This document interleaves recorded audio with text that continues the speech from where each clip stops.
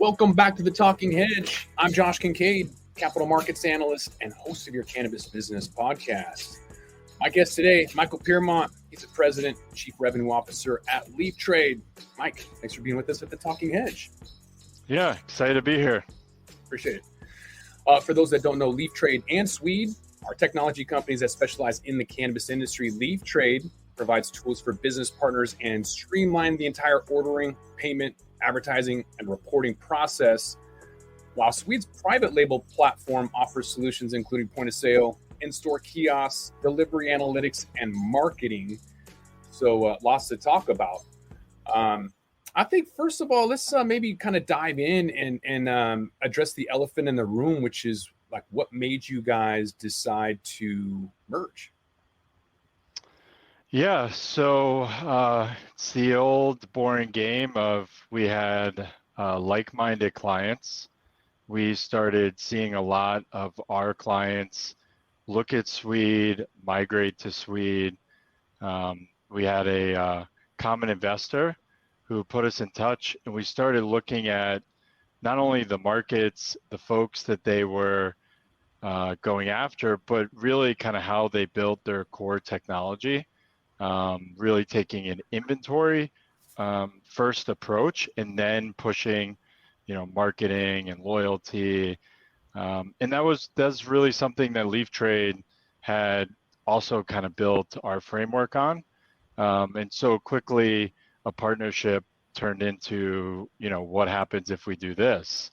And that was it. And we started, collectively putting the pieces together behind the scenes, working with, like I said, some customers that they were close to migrating folks from. And then also looking at the piece that no one's talking about is, how do you connect the B2B world into the B2C world? How do you get the inventory into the POS? How do you get information out of the POS, vendor manage inventory, all those things that no one had really addressed, but now was top of mind because of, the market conditions and automation being so important. So, the short answer is we realized we did things while on different sides of the markets very similarly. And then I think the market conditions really spotlighted the kind of supply chain area in the middle that no one's addressing. Was it easy? I mean, for me, logically, it makes 1,000% sense to find a strategic partner and to merge because of those advantageous, post-merger benefits. You're accretive. You're better together than individually. But was the process not worth it? But was it?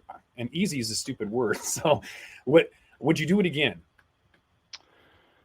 Yeah. So at 100%, do it again. We would all do it again. The process post-deal has gone even better than we expected. The process coming together was probably the hardest thing that I've ever done in my career and that we've ever done. And I think it was just because everything around us was very volatile, not only in cannabis, but fundraising and just the landscape in general. And so it was really hard for us to say, I know there's a fire out there and I know there's grenades coming, but we're good. And this is a good deal. So for those reasons, it took a while, longer than expected as usual, but, the deal is simple. The companies fit together from a management as well as a personnel standpoint. They've really done a great job of building up the tech side of things, way bigger than LeafTrade. And LeafTrade has a really well-defined and built out commercial team and back office team. So as you mentioned, the savings as well as the horsepower bringing the teams together is something that has happened right away. And we were really kind of acting as one unit, arguably, 40 to 60 days before the merger closed anyway. So I guess that's the benefit of a long closing cycle, is you get to know the other side, they get to know you. There's benefits there. So we feel really good. And we've had really, really good feedback from the market, current customers, new folks who both sides have started talking to, have come, back to the table. So we're really excited about it. Mhm. Is it easier to raise capital now that you are together than before? And how is the market now? I know that just myself, I've got a fintech company, an app that alerts you when to buy and when to sell stocks and crypto. I'm going to Silicon Valley next week to pitch to some investors for 7 to 8 figures. And I know that the valuations have deteriorated significantly. I don't think cannabis is outside of that destruction or destructive force behind it. What's been your experience on your own valuations in the last year, and does it make it easier to raise capital together? Yeah, so I'll take the second one first. It absolutely has been easier to raise capital together. The story's bigger.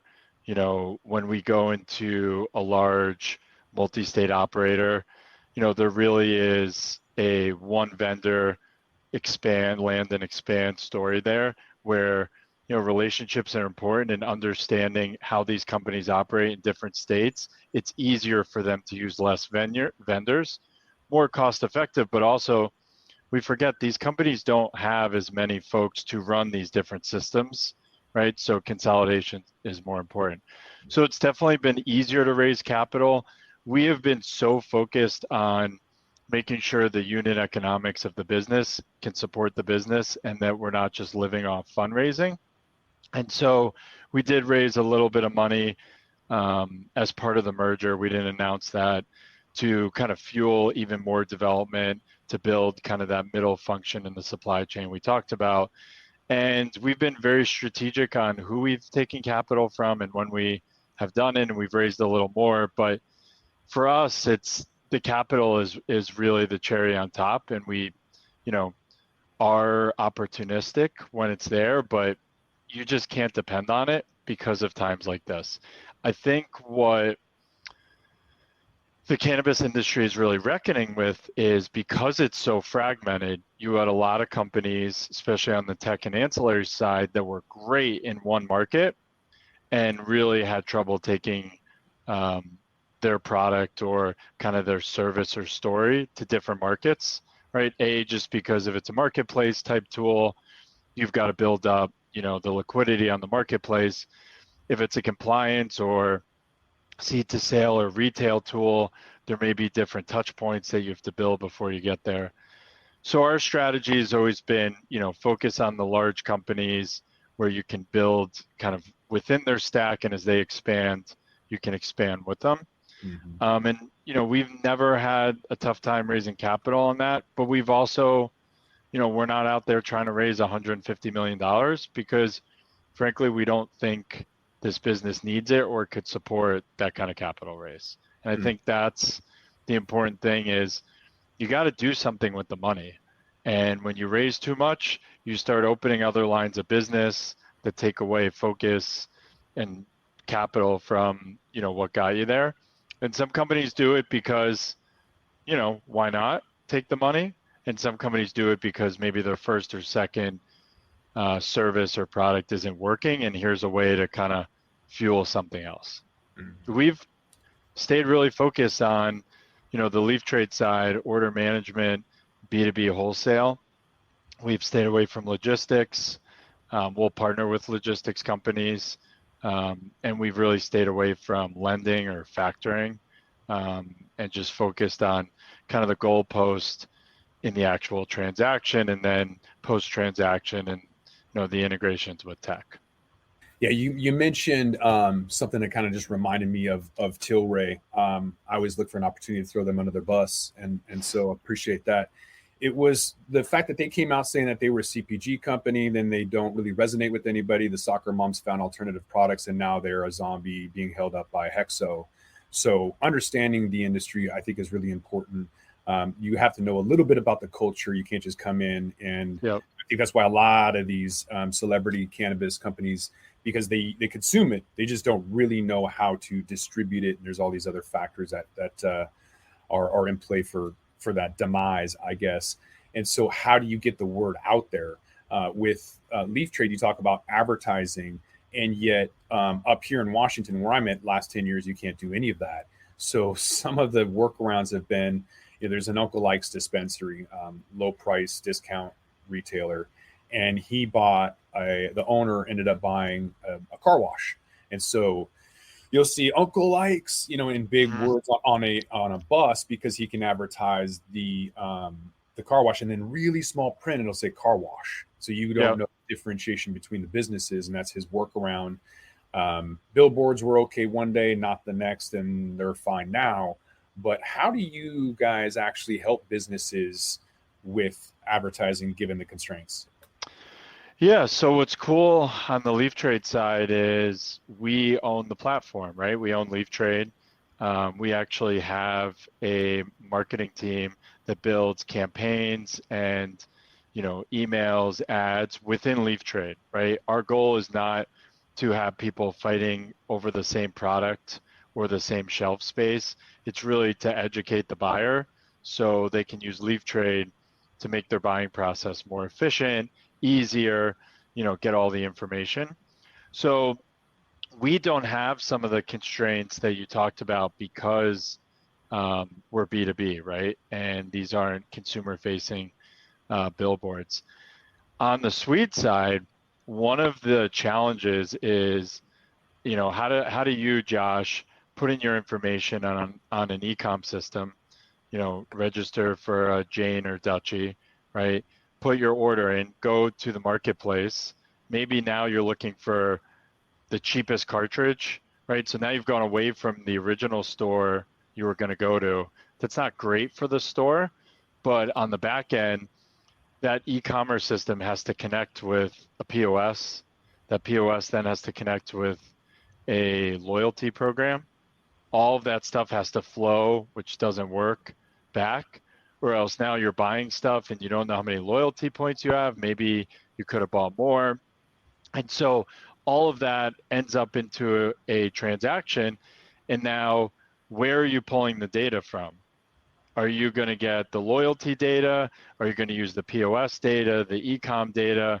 Are you going to merge it together to decide who and what to market to, right? Whereas the beauty of Sweed is it's one platform. So you don't sign up for Sweed, you sign up for that store, right?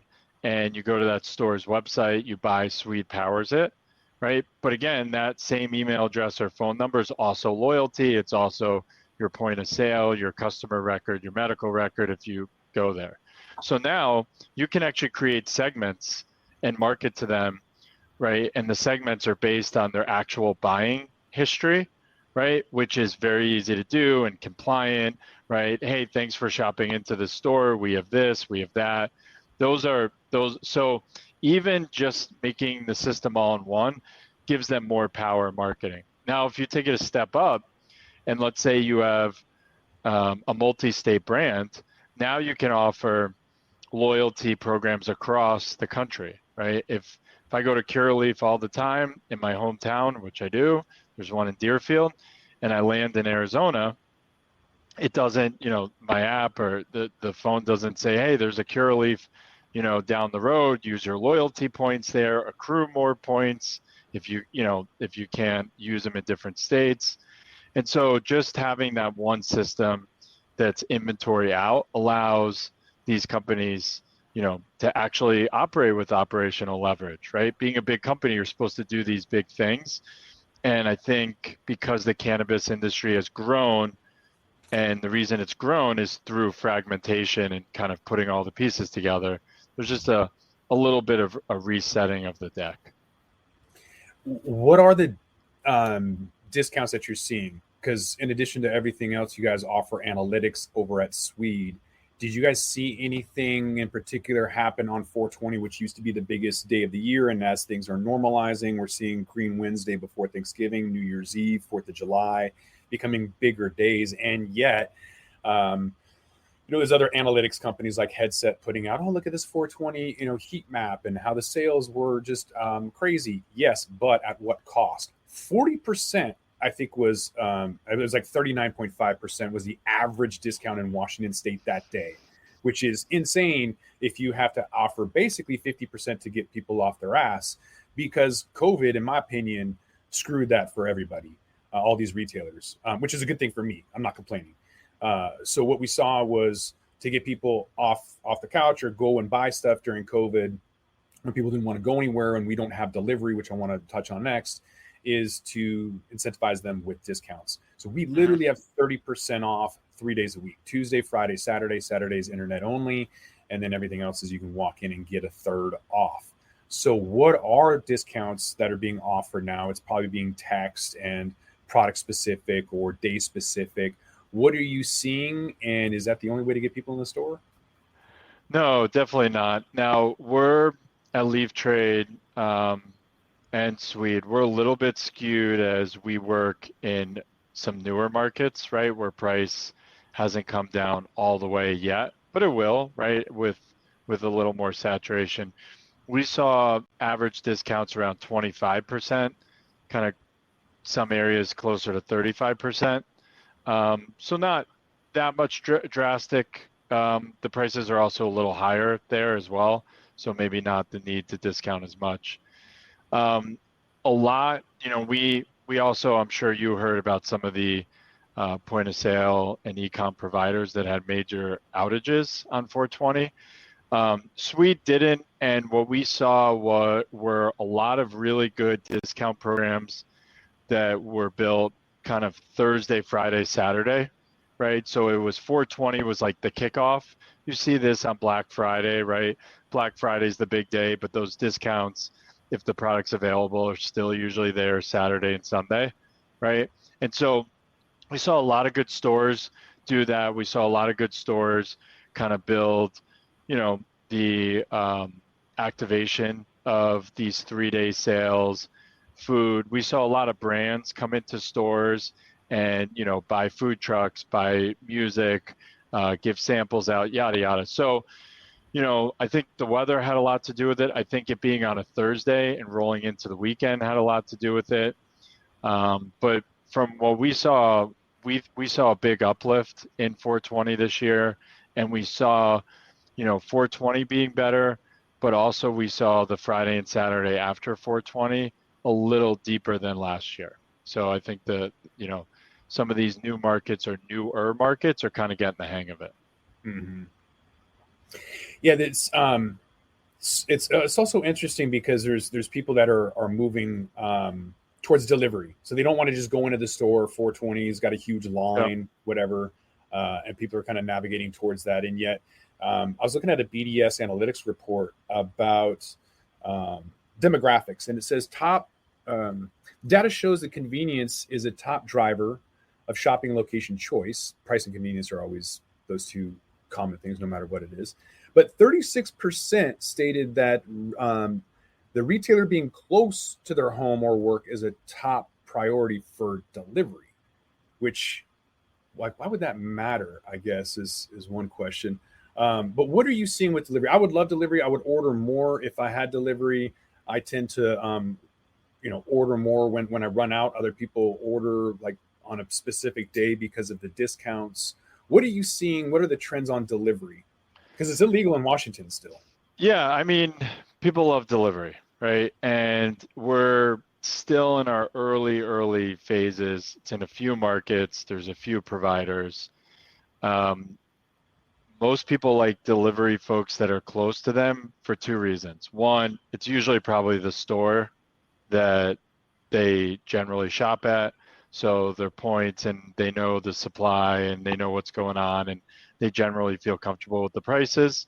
Two, because there's not a ton of delivery providers, and there's not, 1,000 dispensaries within, maybe in certain states, but most states, most people pick the closest store to them because they think it will get delivered faster, right? Mm-hmm. And a lot of the technology doesn't really tell them differently.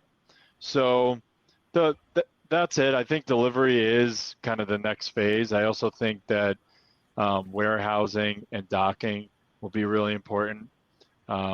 just-in-time inventory will be really important, right? A lot of these companies are going through really large buying processes, buying all their inventory, sitting on all the inventory, selling it, doing it again.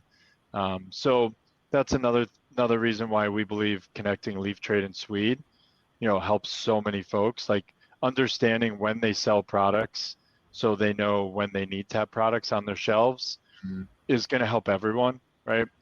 And so some of those things, there just needs to be some groundwork and some connectivity before you can really put some of those processes in place. It's maddening, Mike. It drives me nuts because they have this 3.5-gram blunt, 30% off. It's only $18, and yet the company is so inconsistent. And yet it's let me take a step back. It's not the company. The ordering at the retailer is so inconsistent because I thought initially there must be spider mites, it must be ordering, it must be supply, it must be no, it's just literally the person at the store has such high turnover. They don't have, because we have 1,800 SKUs in Washington State. So some of these guys aren't opening the bins to see what's empty, and for whatever reason, their software system doesn't show that it's at zero. And so I have to go in there literally, like before MJ BizCon in November, I was going in there in September going, where is it? October, where is it? November, where is it? And so people I was mentioning how people re-up their purchases. It says 42% of dispensary shoppers who buy on a weekly basis or more report going online to see the menu at a specific dispensary compared to 35% who shop on a less than monthly basis. So for those that, for me, I might look at a discount, and because I'm a pretty heavy consumer, go through about an ounce a week. And so I'm looking for discounts. I'm also looking for, natural, pesticide free, all of these other things. And I don't want to shop by THC percentages, which I'm still forced to in Washington. And I can't really go by terpenes, although I can go by happy or relax or some ridiculous stuff. So having said all of that, you got any feedback on what's happening and to improve any of that? Yeah, I mean, that's what we're here for. Getting a lot of times new inventory doesn't get shown on the e-com, whether that's pre-order or actually an e-com in-store ordering scenario, because they never manually put the inventory into the point of sale. And there may not be the connection between the e-com and the point of sale. So they get the inventory delivered, and because they haven't put it in the point of sale, it's not pushing, inventory out. And this is the crux of the problem. You're depending on one process to update another, to update another, to update another. So, in theory, you place your order on LeafTrade, the inventory comes in, the manifest, all the invoice stuff comes out of LeafTrade anyway. Now, since it's one company, that inventory will flow right into the point of sale, right? And then the manager would approve that they receive this exact inventory, right? And then boom, the second it's in the POS, it's out there, right? And to take it a step further, we can also set up where there's alerts. Hey, we're gonna have these blunts, ready to sell on Monday because we got a delivery on Saturday. So now you're arranging the foot traffic, right, when you want it. Maybe if you do that, you don't need to be open one more hour, or maybe, so there's all of these, kind of connections to just getting these manual processes automated. And at the end of the day, it usually helps the consumer, because the consumer is the one waiting around for them to refill.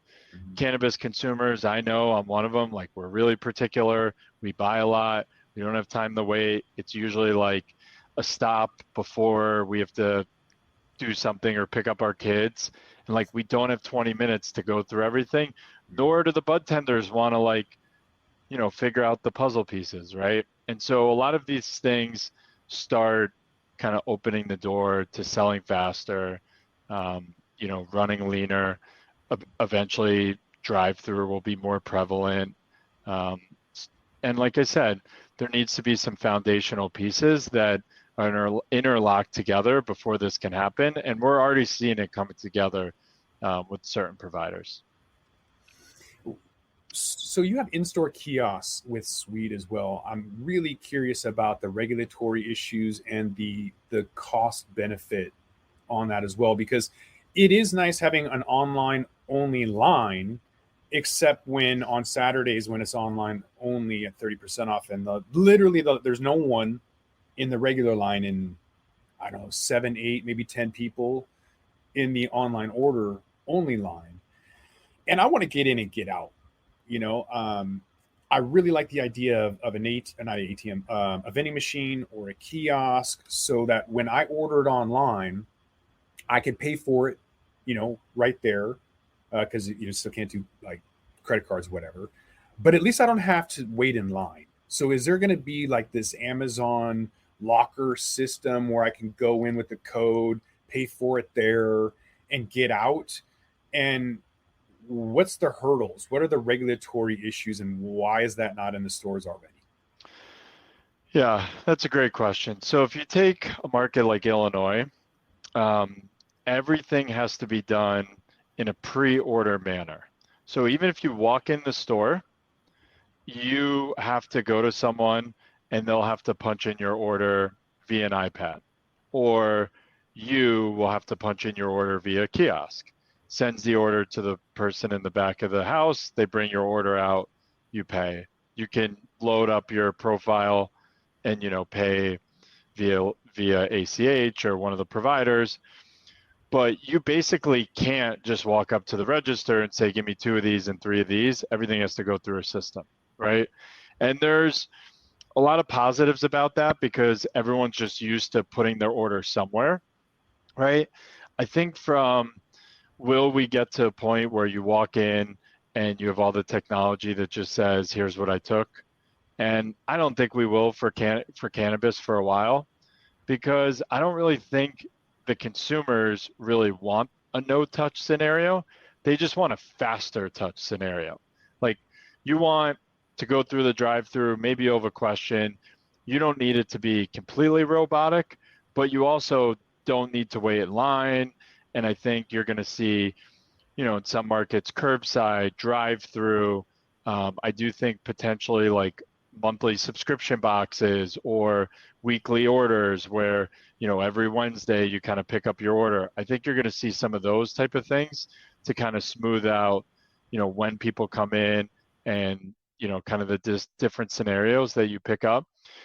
But I kind of use this analogy all the time, and I think it's a pretty safe one, is, when you buy shoes, you buy sneakers, right? You buy them on Nike.com, you've bought sneakers on Amazon, you've bought them in the store, right?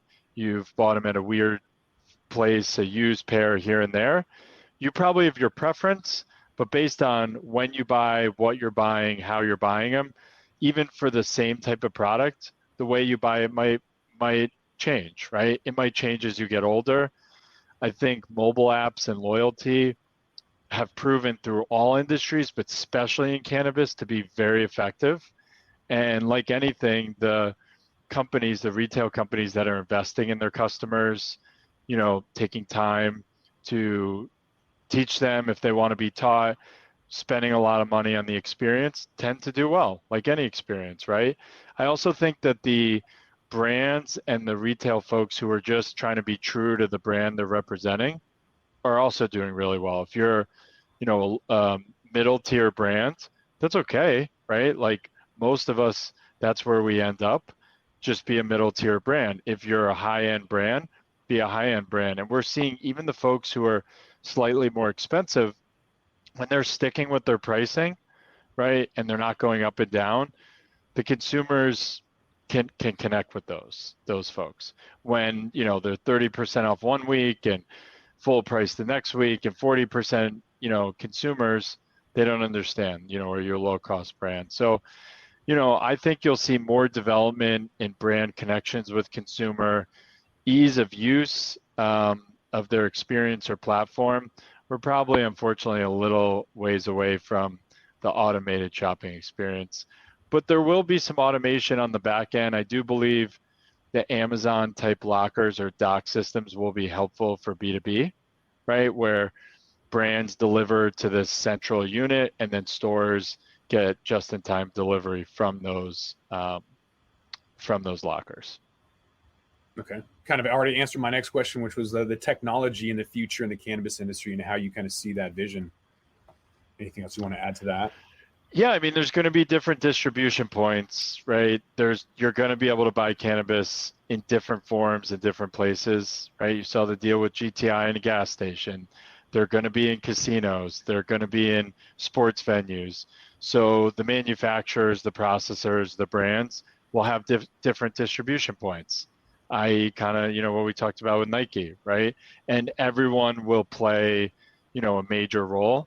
And I think all that's going to happen is the dispensary won't be the only place, but the dispensary will kind of turn into, where it all starts, right? Like just a distribution point, which is great, right? They don't have to get bigger to sell more.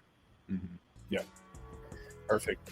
Yeah, I think with that, we're going to have to rule this one up. So I want to thank Michael Piermont. He's the President Chief Revenue Officer at LeafTrade. Appreciate you being on the Talking Hedge. Thanks, guys. Yeah, where can they find you at, though? Tell us where you guys are at. What's your website? Yeah, so leaftrade.com or sweedpos.com,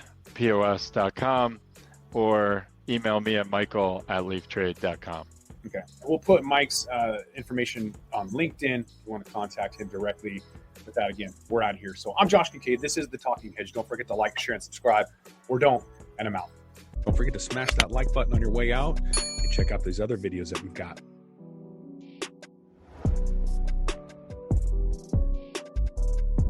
Thanks for listening to today's show.